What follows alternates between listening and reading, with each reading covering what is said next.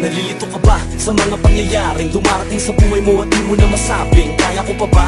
Para bang hindi na puro kabiguan na lang itong nadarama. Di ka na makangiti at di na magawang sabihin ayos lang makahinga ng maluwang. Subalit parang kung pinapasan ng mundo, palagi balisa at palagi problemado. Lagi ka nagdarasal na sana balang araw na matapos na ito at ang pag-asa makanaw at makaraos sa lahat ng bawat pagkakataon.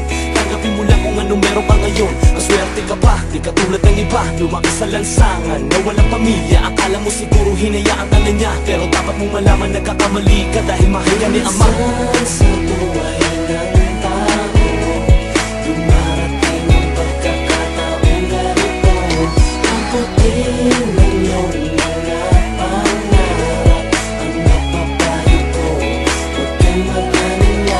Bakit ka ba talaga di mo masagot? Lahat ng katanungan na sa'yo ay nakabalot. Wala na magawa, gusto mo na bumigay para malunasan lahat ng mga bagay. Pilitin mo lumaban, huwag kang magpadaig. Pagsubok lang ito, tibayan mo ang pananalig. Dapat mong isipin na ganyan lang talaga at huwag mong pansinin na sinasabi ng iba.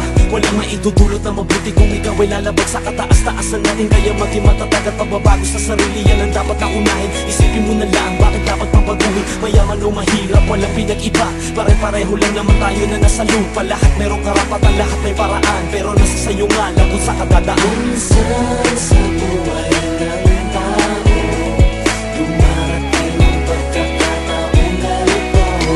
Taputin ng iyong mga pangarap. Ang napapayo ko, huwag kang mag-alala.